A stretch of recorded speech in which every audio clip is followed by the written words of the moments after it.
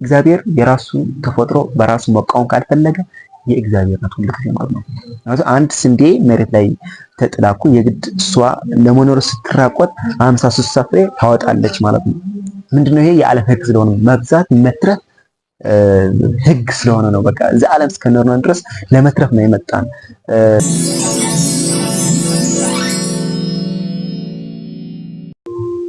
ሰላም ለእናንተ ይሁን። እንኳን ወደ ቻናል በሰላም መጣችሁ። ዛሬ ደግሞ አንድ መጽሐፍ ሪቪው እናደርጋለን። ሪቪው ከማድረጋችን በፊት ግን እናንተ የቻናል ሰብስክራይብ ያላደረጋችሁ ሰብስክራይብ በማድረግ ላይክ በማድረግ ጀምሮ አሁን ቀጥታ ወደ መጽሐፉ። እሺ ይሄ መጽሐፍ ዘ ሳይንስ ኦፍ ጌቲንግ ሪች የሚል ነው፣ ወይ ደግሞ የብልጽግና ሳይንሳዊ መንገድ ማለት ነው ይላልና በዋላስ ዲ ዋልት የተጻፈ መጽሐፍ ነው። በጣም አሜዚንግ መጽሐፍ ነው። በነገራችን ላይ በዚህ መጽሐፍ 3 ጥያቄ ለመመለስ እሞክራለሁ፣ ወይም ደግሞ ከመጽሐፍ ያገኘሁበት ማለት ነው። በአጠቃላይ 4 ነጥቦች ነው ያዘው፣ ግን መጀመሪያ ጥያቄ ያሉት እነዚህ ጥያቄዎች በሂደት ላይ ስለሚመለሱ ማለት ነው።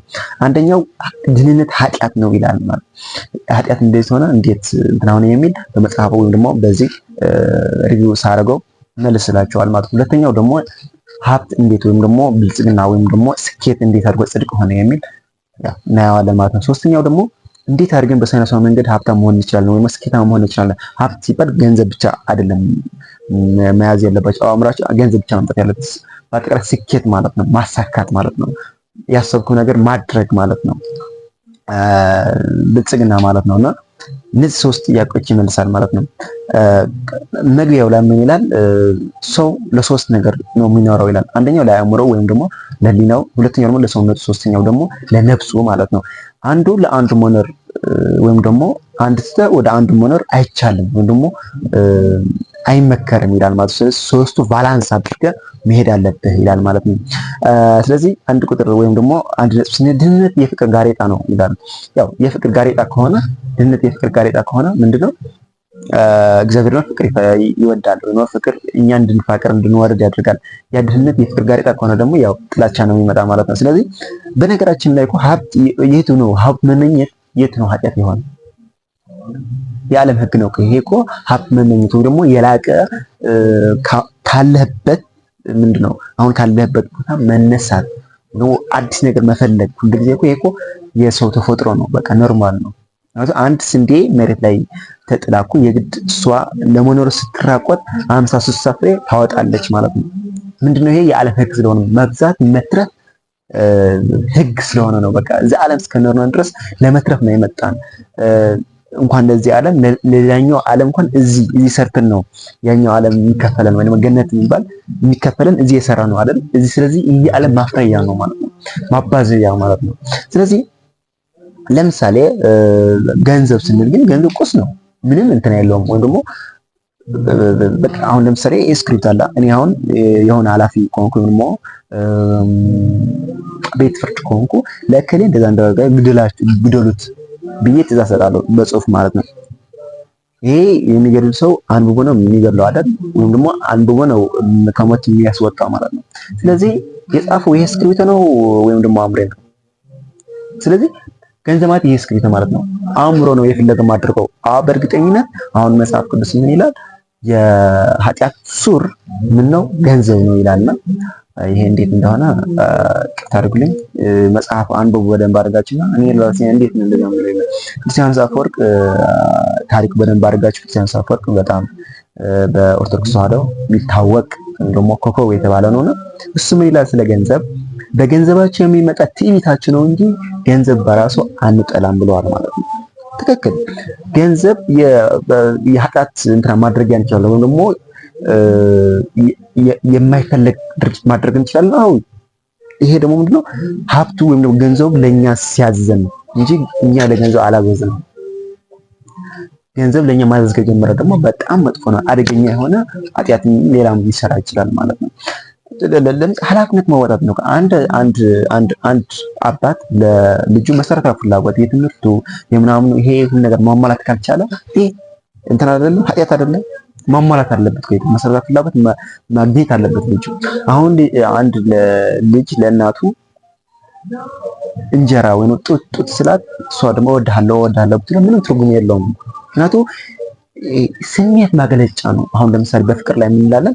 የሆነ የፍቅር ወይም አበባ እንሰጣለን ሌላ ወይም የልብ ቅርጽ ሰጣለን። ልቤ ለራሴ ስለሚጠቅመኝ እንደ ልቤ ወይም ደግሞ ልክ እንደ የውስጥ ልቤ እንደዛ ነው የምታስፈልግ ወይም ደግሞ ልክ በውስጥ ያለሽ ምናምን ብላ አይደለም ተሰጠም። ልክ ገንዘቡ የውስጥ ምንድነው ይሄ ስሜትን ማግለጫ ነው፣ መሳሪያ ነው፣ ቁስ ነው እንጂ ይሄ ወረቀት ምንም ብር ወረቀት ነው ምንድነው ግን በሱ ዋጋ አድርገህ ስሜት መግለጽ ትችላለህ ማለት ነው። ለእናት ለአባት ለሁሉም ማለት ነው። አሁን እናቴ እንደምወዳት የምገልጽላት እኮ አሁን ባለሁበት ሁኜ በብር የሆነ ነገር አለው የሆነ ነገር አድርግለታለሁ። እቺ ዓለም በሶስት ነገር ነው የቆመች ይላል። አንደኛ በገንዘብ፣ ሁለተኛ በገንዘብ፣ ሶስተኛ በገንዘብ። ቅንጦት አይደለም እንኳን ቅንጦት ማለት አሁን እኮ ቤት፣ መኪና፣ ልብስ የፈለከው መርጠህ ከበላ እነዚህ ቅንጦት አይደለም። ይሄ የመኖር መሰላለክ እነዚህ ለማግኘት መሰላለክ ማለት ነው። ወይም መበልጸግ ወይም ደግሞ ማደግ ግዴታ ነው። በቃ ቅንጦት አይደለም። ቅንጦት አሁን እንደዛ ብለህ ስታወራ ቅንጦት መስራት አይደለም። ስለዚህ ምንድነው መሰረታዊ ፍላጎት ለማግኘት ግዴታችን ነው ብለን መነሳት አለብን ማለት ነው። ሁለተኛ ሀብት የሚሄደው ወደ ሀብት ያለው ማለት ነው ይላል። ያው ወንዝ የሚፈሰው ወደ ታች አይደለም፣ ቁልቁለት አይደለም የሚወርደው።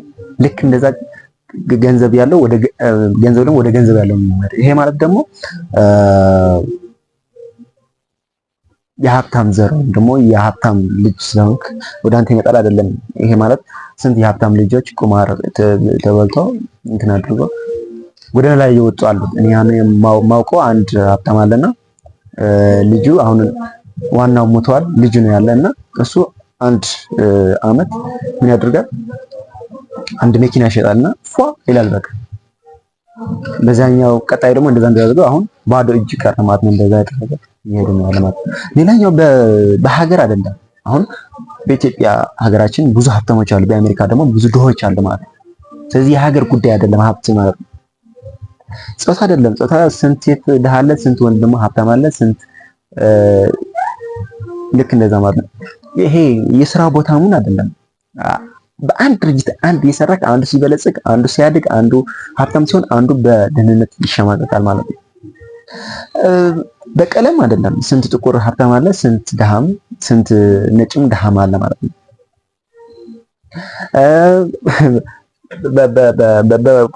ቋጣሪነት በቁጥቋጣነት አይደለም። ይሄ በቋጣሪነትማ ስንት ቋጣሪ በድህነት የተሸማቀቀ ያለ ማለት ነው። ግን ቋጣሪነትና ቆጣቢነት ይለያያል። ቆጣቢ ቆጥበህ በሚፈልግበት ሰዓትና ቦታ ኢንቨስት ካደረከው ወይም ደግሞ ነገ እጥፍ ሆኖ በሚመጣበት ወይም ደግሞ የሚባዛበት መንገድ ፈልገህ ያ ያቆጠብከው ገንዘብ ኢንቨስት ካደረከው ይሄ ከሳይንሳዊ መንገድ የመበጸጋ መንገድ አንዱ ይሄ ነው ማለት ነው። ግን ቆጥበህ ዝም ካልክ ግን ቫልዩም እያጣ ነው የሚመጣው ገንዘብ ማለት ነው። ሀብት በስጦታም አይደለም ወይም ደግሞ ተሰጥቶ የተሰጠህ በስጦታ ወይም ደግሞ ይዘህ የምትወለደው መሆን አይደለም። ስንት ጥበብ ያለው ደግሞ አሁን የሙዚቃ ጥበብ ያለው የእጅ ጥበብ ያለው ስንት ቀጥቃጮች ጥበቦች አሉት። እነዚህ በልጽገው ወይም አድጎ አናያቸውም። ምንድነው የሆነ መንገድ አለ ማለት ነው። የሆነ መንገድ አለ ማለት ነው። የሆነ ህግ አለ ማለት ነው። በነገራችን ይህ መጽሐፍ ይህ ህግ ከተጠቀማችሁ ልክ የመሬት ስበት አለ። ከላይ ወደ ታች ሁሉ መሬት ትስባለች። ወይም ደግሞ በሂሳብ ከሄድነው በማትስ ከመደመር ማጓደል መባዛትና ይሄን ማካፈል ከዚህ በላይ ሌላ ህግ የለም። ከአራት ህግ ሌላ ህግ የለም ይላል። ልክ እንደዛም የሀብትም ህግ አለ፣ የመጸጊያ ሀብት ለማምጣት ህግ አለ ይላል ማለት ነው። ስለዚህ ሀብታም የሆኑ ሰዎች ይሄ ነገር ይሄ ህግ ሳያውቁ ያደረጉ ወይም ደግሞ አውቆ ያደረጉ ነው ሀብታም የሚሆኑት አለ። መበልጸጊያ መንገድ አንዱ ከፉክክር ነፃ ሆነ ራስን ማሳደግ ማለት ነው። ይህ ማለት ምን መሰላችሁ? በፉክክር የሚመጣ ገንዘብ ወይም ደግሞ ሀብት እንደ የማለዳ ጤዛ ነው ይላል። ምክንያቱም በፉክክር በአሸናፊነት ነው ያመጣ አይደል? ልክ አንተ ስትሸነፍ የሌላ ይሆናል ማለት ነው። አብዛኞቹ ሰዎች ሀብታሞች የሆኑ በፉክክር ሀብታም የሆኑ ሰዎች ያደጉበት መሳል ወይም መረጋግጦ ለሌላ ሰው ማሳየት አይፈልጉም፣ ይደብቃሉ። እነዚህ ሰርቶ ጥሮ ህጉ ተከትሎ ወይም ደግሞ ራሳቸው በማሳደግ ራሳቸው ከትናንት ተሽያለሁ ዛሬ ብሎ ራሳቸው ሀቢት በመገንባት ራሳቸው በራሳቸው ያሳደጉ ሰዎች ግን ይላል ለሌላ ሰው ያ መንገድ እንዲከተል መንገድ እየጠረጉ ይሄዳሉ ማለት ነው። ስለዚህ አንደኛው ጥያቄ ለምን መበልጸግ ፈለኩ ወይም ደግሞ ለምን ካለሁበት አንደኛው ምክንያት ይሄ መሰረታዊ ምክንያት ይሄ ነው። መሰረታዊ ጥያቄ መጠየቅ ያለባችሁ ነው።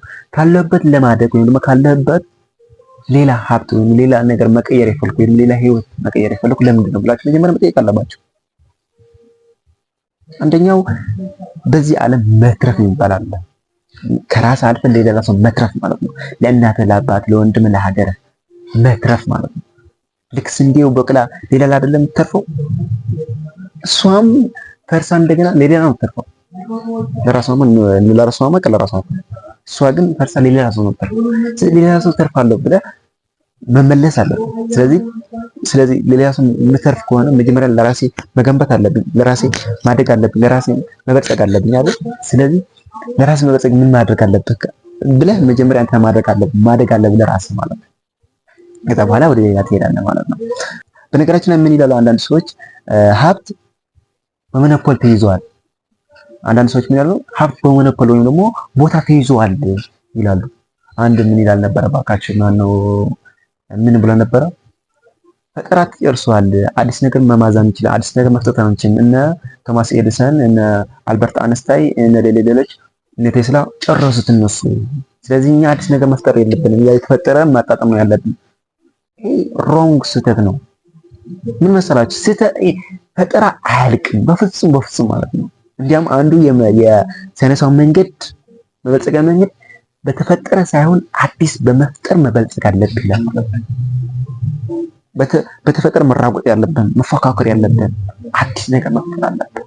አዲስ ነገር እንዲያም እኔ 2012 ስለ ቢዝነስ ስማር ማለት ነው ሁሉም ኢንፎርሜሽን አመጣን። በቃ ይሄ ሁሉም በሀገር ውስጥ ያለ ስራ በቻርት ጽፈን አምጥተን እስከ 500 ምናምን ከዚህ ደግሞ የራሱ መመለያ መውጫ ያለውና ከዛ በመጨረሻ ላይ ኢንተርኔት ቆይ ግን ትቸራልኩት አቤት ይሄ ሁሉም ጽፎ ለምንድን ነው ስለው ይሄ ሁሉም ጽፎት በምትከፍቱበት ስራ ምን አይነት ስራ ከፍታችሁ ምን እንደሚያዋጣችሁ ምን አይነት ስራ ከፍተን ምን እንደሚያዋጣን ቤት እናውቀዋለን አልኩ። አንድ ችግር ታያለን፣ እዛ ችግር ለሱ ችግር መፍታት ነው። የሆነ ፕሮብለም ታያለ፣ ያ ፕሮብለም መፍታት ነው በቃ። ሌላም የሆነ ነገር ችግር ታያለ፣ ያ ችግር ትፈታዋለህ። አንደኛው ለማህበረሰቡ ጥሩ ነገር ነው፣ ሁለተኛው ራስን ገቢ ታገኛለህ ማለት ነው።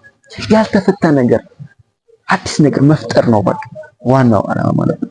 ስለዚህ በሀብት ተይዟል፣ በፈጠራ ተይዟል የሚባል ይሄ ውሸት ነው። አልተያዘም፣ ገና ነው በቃ አልተበላም።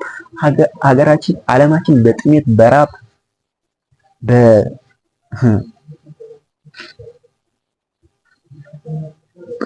ገና ጎዶሎ ነው በቃ ገና ጎዶሎ ነው በቃ ሙሉ አይደለም እዚህ ዓለም ማለት ነው። ስለዚህ ብዙ ቢዝነስ አለ ማለት ነው። አሁን በኢትዮጵያ ስራ የለም ይባላል ማለት የስንት ህዝብ ሚሊዮን 120 ሚሊዮን ህዝብ ነው እንትና የምታደርገው ያለው ይሄ የለም እያልክ ነው። ይሄ የሚጠቀመው ጥቅም ይሄ የሚጠቀመው መሰረታዊ ፍላጎት አለ ለነዚህ አሟላ። ይሄ ነው ቢዝነስ ማለት። ቢዝነስ ማለት የሌለ ነገር ፈጥራ ለህዝብ ማገልገል ማለት ነው። የሆነ ችግር መፍታት ማለት ነው። በነገራችን ላይ በዓለም ላይ ዋናው ከባዱ ስራ ይላል መጽሐፍ እኔ አይደለሁም ዳውንክ እንደ ሀብታም መታየት ወይም ደግሞ ነገ ሀብታም እንደመሆን ማየት በሽታውን እንደ ጤናማ ማሰብ ያልተቀበልክ እንደተቀበልክ ወይም ደግሞ የምትፈልገው እንደተቀበልክ ማድረግ ማሰብ አሁን የለም ግን እንዳለ አድርገህ ማሰብ ወድቃል ግን ከውድቀት ተምረህ መነሳት ወይ ደግሞ ስኬት እንደምታመጥ ነገር ማሰብ ስለ ነገ ወይም ደግሞ የሌለ በዚህ ዓለም የሌለ ነገር መመኘት ነው ዋናው ትልቁ ስራ ይላል ማለት ነው። በነገራችን ላይ ተስፋ ማለት ነው ማለት ነው። ተስፋ ሲባል እኮ ሲጀምር ተስፋ ማለት ነው በሌለህ ማለት ነው በማታየው ማለት ነው። የሚታይ ነገርማ በቃ ይታያል እኮ ይሄ ልብስ ያንተ ነው አዎ የኔ ነው እንትና አላለ ግን የሚመኘው ሌላ እኔ የማላየው ነገር ነው ተስፋ የምታደርገው ማለት ተስፋ አሳድረህ በአእምሮህ በምናብህ ትስለዋለህ ማለት ነው። እኔ ይሄ ነገር እንዴት ይሆናል ወይም ደግሞ አንዱ የመበልጸጊያ መንገድ ምን ይላል?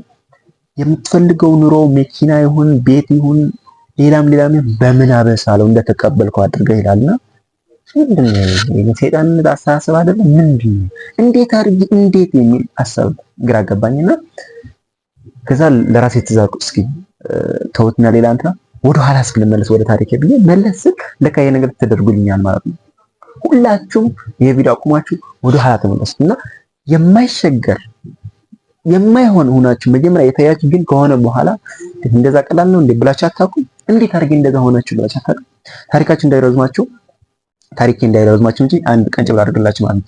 እኔ 2013 ስመጣ የሆነ ጓደኛ ነበረ እዛ አካባቢ እና ሂጄ እዛ ደብረ ዘይት ነው ሂጄ አየሁትና እሱ የሆነ ድርጅት ላይ ገብቶ እዛ ምግብ ነው የሚሰራ 12 ጠዋት ማታ ማለት ያቀርባል ምግብ። ከዛ በኋላ ሙሉ ቀን ሙሉ ሌሊት ፑሉ ምናምን የተጫወተ ይዛና ነው የሚለው እና እንደዚህ አይነት እድል ካገኘ እኔ እኮ ቀን ማር ነበርኩ ማታ ደግሞ እዚህ መስራት ነበረብኝ። ይሄ በቃ እንትን አልኩትና ፈልግልኝ ስራ አልኩትና ፈለገልኝ።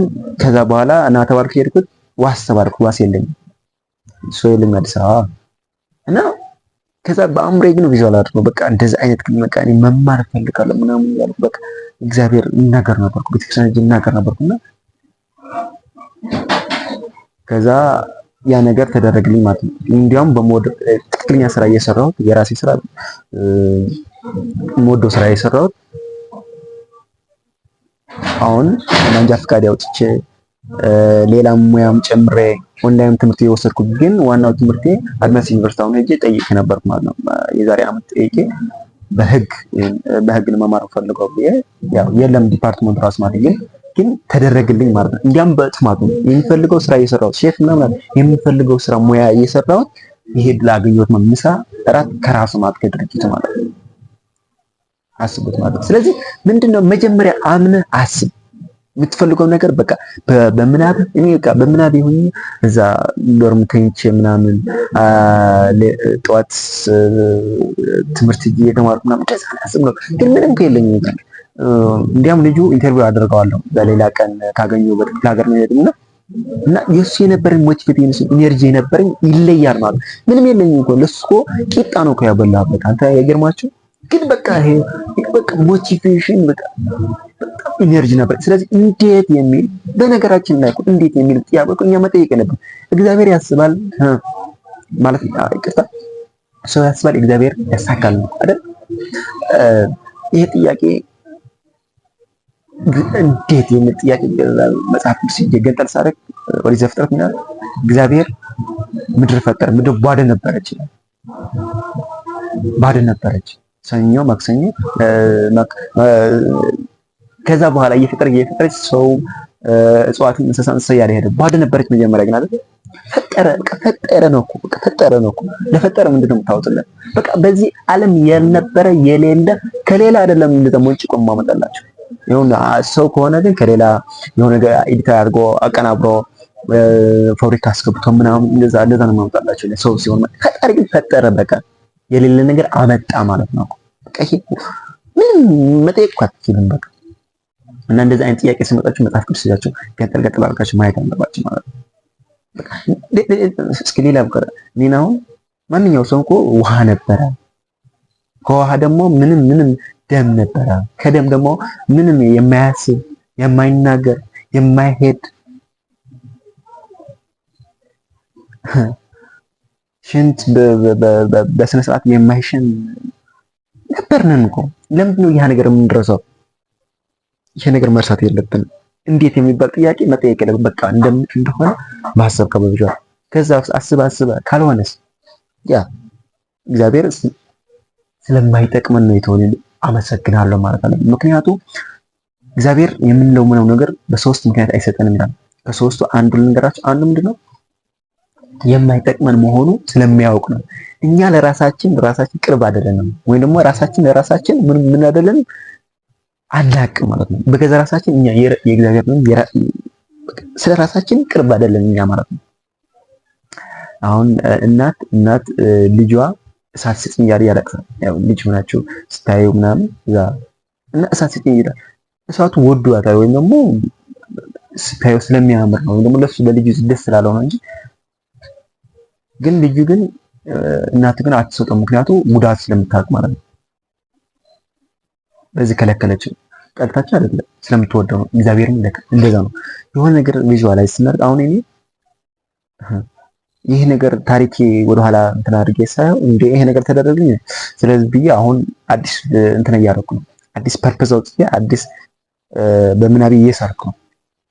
እሱን ነግራቸዋለሁ። የ10 ዓመት እቅድ አለ እንዳለ እሱ ግን በዚህ በ2018 ዓመት ውስጥ አዲስ ነገር አለ ማለት ነው። ያው ከእግዚአብሔር ጋር ሆኜ ምንም የለንም። እንዴት እንደሚደረግ አላውቅም፣ ግን በምናቤ እያሰብኩ ነው ማለት ነው። ስለዚህ እንዴት የሚል ቅዱስ ሄዳችሁ ከዛ ደግሞ ይሄ ይበቃቸዋል። ስለዚህ እንዴት የሚል ጥያቄ መጠየቅ የለብንም። እኛም የሚያስፈልገን ስራ መስራት ብቻ ነው ያለብን። ዛሬ የምንሰራው ስራ እንሰራዋለን። ከዛ የእግዚአብሔር ነው ሁሉም ነገር፣ እግዚአብሔር መተው ነው በቃ። እግዚአብሔር ቢዘገይም አይቀርም ተብሏል። ወይም ደግሞ ማንም የሚቀደውም ነገር የለም በቃ። ባይሆን ቢሆን ጥሩ ነገር ነው። ግን መጀመሪያ አንተ የምትፈልገው ፐርፐዝ አላማ አሳየው ለእግዚአብሔር። እኔ አንተ ብትፈቅድ ይሄ ነው የምፈልገው፣ ይሄ ነገር፣ ይሄ ቤት፣ ይሄ መኪና፣ ይሄ ቤተሰብ፣ እንደዚህ አይነት ደስተኛ የሆነ ቤተሰብ ነው የምፈልገው ብለህ ለእሱ ማሳየት ነው። ከሌላ እንትን እኮ የለውም።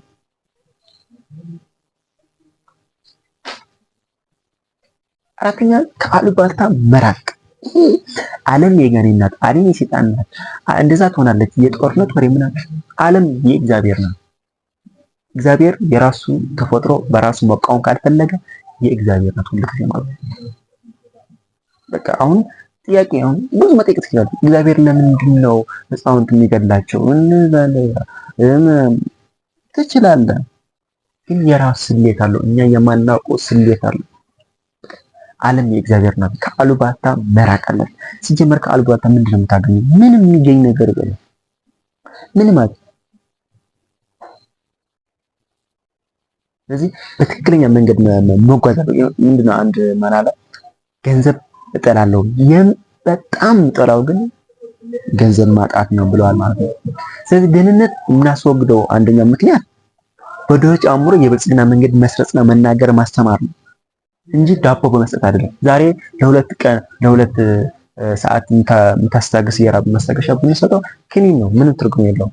በአእምሮ ግን እንደሚችል መለስ ምን አለ፣ አንድ ልጅ ሲወለድ ሆድ ብቻ ይዞ አይወለድም፣ አእምሮም ይዞ ነው የሚወለድ ብለዋል። ትክክል ነው። አእምሮ እንደሚሰራ ይሄ ሳብኮንሽስ ማይንድ፣ ይሄ ድብቁ አእምሮ እንዳለው ሰው ከታላቁ አባቱ መስራት አልቻለም። ሁሉም ነገር ከሀሳብ ነው። ማሰብ ነው እኮ መጀመሪያ ስታስብ በቃ ይሳካልሃል። በቃ መጀመር ነው። በቃ ስታርት ነው። በቃ አሁን መጀመር ነው። ስለዚህ ድሆች ራሳቸው ስለምን አላደጉም ካላችሁ ደግሞ አንደኛ የስኬት መንገድ ወይም ደግሞ የብልጽግና መንገድ የሀብታም መንገድ ማድረጊያ መንገድ መኖር አያውቁም ሲጀመር ማለት ነው። ቢያውቁም አይተገብሩም። ሁለተኛ ሶስተኛው ደግሞ ምንድነው አእምሯቸው በተለያየ ንድፍ ሀሳብ ተሞልተዋል። ትክክለኛ ሀሳብ የት እንደሆነ አያውቁም ማለት ነው። ከሺህ ሀሳብ ንድፍ አንድ ተግባር ይበልጣል። አንድ ተግባር ማለት ጥሩ ጊዜ፣ ጥሩ ማቴሪያል፣ ጥሩ ቦታ፣ ጥሩ ሀገር፣ ይሄ መጠበቅ የለብንም። ባለበት ስታርት በቃ አሁን ጀምር። ሁሉም ነገር ማለት ፍቅር ነው፣ ስራ ነው፣ ትምህርት ነው፣ አዲስ ልማድ ሀቢት መገንባት ነው። ሁሉ ጊዜ እኔ ሪኮመንድ ማድረጋችሁ የጄምስ ክሊር አቶሚክ ሀቢት የሚል መጽሐፍ አንብቡ። በጣም አሜዚንግ። እኔ በህይወቴ በጣም የጠቀመኝ ሁሉ ጊዜ እናገራለሁ ማለት ተጠቀሙበት። ስማ ሀቢታችሁ ካላችሁ ጓደኛ ካለች ሱስ ምናምን ይሄ ሁሉ ልማድ ነው። በቃ መቀየር ይቻላል። ሀቢት መተው ወይም ደግሞ ልማድ መተው ሳይሆን መቀየር፣ ሪፕሌስ ማድረግ ነው። ስለዚህ ምንድነው መጀመር ነው ያለበት። አሁን በቃ አሁን አስቡ። ከእግዚአብሔራችሁ ሆናችሁ የሆነ ጽሑፋችሁ እኔ እግዚአብሔር ቢፈቅድ እንዲህ አይነት ነው የምፈልገው ወይም እንዲህ አይነት ኑሮ ነው የምፈልገው፣ እንዲህ አይነት ቤተሰብ ነው የምፈልገው ብለህ ጻፍ። ከዛ በኋላ ጠዋት ማታ ሰባት ይሄ ምንድነው ስትጠይቅ ለእግዚአብሔር ቀን ማታ ጠዋት ስትወጣም ማታም ስትገባ ስተኛም ስትነሳም እንደዛ ከጸሎት በኋላ ይኸው ድሪም አላማ ይኸው የምትፈልገው ነገር ለእግዚአብሔር ጠይቀው። በሰባት ቀን እሑድ እየሄድክ አይደለም መናገር፣ ለዛ አይደለም። እግዚአብሔር ከኛ ጋር ነው ሁሉ ጊዜ ማለት ሁሌም ከኛ ጋር ነው። ስለዚህ ሁሌም ከኛ ጋር ነው፣ ሁሌም መጠየቅ ማለት ነው። በነገራችን እግዚአብሔር ሁሉ ያሰብነው ቢያደርግ ቢኖረው ጃል ማለት ነው። አንድም የምናድንቀው ወይም ደግሞ ምንድነው ይሄ ትልቅ ስጦታ ይሰጠን እግዚአብሔር ምንድነው ሁሉ ያሰብነው አለመድረጉ ማለት ነው። ሁሉ ብናስብ ነው ደግሞ ብዙ ነገር ነበር። ስለዚህ ሁሉ ጊዜ የምናደጋግመው በውስጣችን እርግጠኛ ነህ ሆይ እርግጠኛ ነህ ሆይ ትፈልገዋለህ ሆይ እንዴት ነው የምታደርገው ይሄ ነገር ከዛ በኋላ ከዛ በመቀጠል የሚሆን ጥያቄዎች ለመመለስ ነው ጥያቄያችን የሚያዘገየው ማለት ነው። ስለዚህ ይሄ ነገር እንደዚህ ያደርጋሉ እንዴት ያደርጋል አንተ ካገዝክ እንዴት ያደርጋሉ ብላችሁ ከውስጣችሁ ያለ ስሜት ለማስወጣት ነው። ደግሞ ስለሱ ነገር ተቀብላችሁ አምናችሁ እንደተቀበላችሁ አድርጋችሁ ሀብታም እንደሆናችሁ አስባችሁ ነው። ግን ይሄ እንዳልኳችሁ የዓለም ትልቁ ከባድ ነገር ያልተደረገልህ ነገር እንደተደረገልህ አድርገህ አስበው። እግዚአብሔር ምን ይላል እኮ የምትፈልጉት ነገር እንደተቀበላችሁ አድርጋችሁ እመኑ ይደረግላችኋል ተብለዋል። በቃ ይሄ ተብሏል ሳይሆን ነው። በቃ እኔ በህይወቴ ላይ ስላየሁት ነው ይሄ ነገር። አንድ ቁልፍ መሬት ላይ ወድቆ ስታገኝ ስትሄድ አታነሳውም። ምክንያቱም ቁልፍ የምን መፍቻ እንደሆነ አታውቅም። ስለዚህ እንደዛ አስቡ ስትባሉ ወይም ደግሞ ዝም ብላችሁ እንደዛ አይነት አስቡ አድርጉ ስትባሉ ምን ማለት ነው? አዎ አልተደረገም። ስላልታወቀ ነው። ቁልፉ የምን እንደሆነ አላወቅም። ስለዚህ ይሰራል። ሞክሮ በቃ ሞክሩት እና መጽሐፍ በጣም ሰፊ ነው። መጽሐፉን እንድታነቡ ጋብዛችኋለሁ። መጨረሻ ላይ ግን ምላችሁ ይህ ቻናል ሰብስክራይብ ያላደረጋችሁ ሰብስክራይብ አድርጉ፣ ላይክ አድርጉ፣ ኮሜንት መጻፉ። ከዛ በመቀጠል ደግሞ ይህ ቻናል አብረን እናሳድገው ባካችሁ። ምክንያቱም በመንጃ ፈቃድ ዙሪያ ትምህርት ይሰጣል፣ በቅድም ዲዛይን ስፌት፣ በኤሌክትሪክ፣ በጋራጅ፣ በትልቁ ደግሞ ይሄ ሳይኮሎጂ የመማከር የሌሎች እንትና ስልጠና እሰጣለሁ በዚህ ቻናል ማለት ነው። እናንተ ሰብስክራይብ ያደርጋችሁ አብራችሁ ቤተሰብ እንድትሆኑ ጋብዛችኋለሁ። የነበረን ቆይታ ይመስላል። ሀሳብ ካላችሁ ኮሜንት አሳውቁኝና ከኔ ጋር ስለቆያችሁ ከልብ አመሰግናለሁ። ባይ ባይ።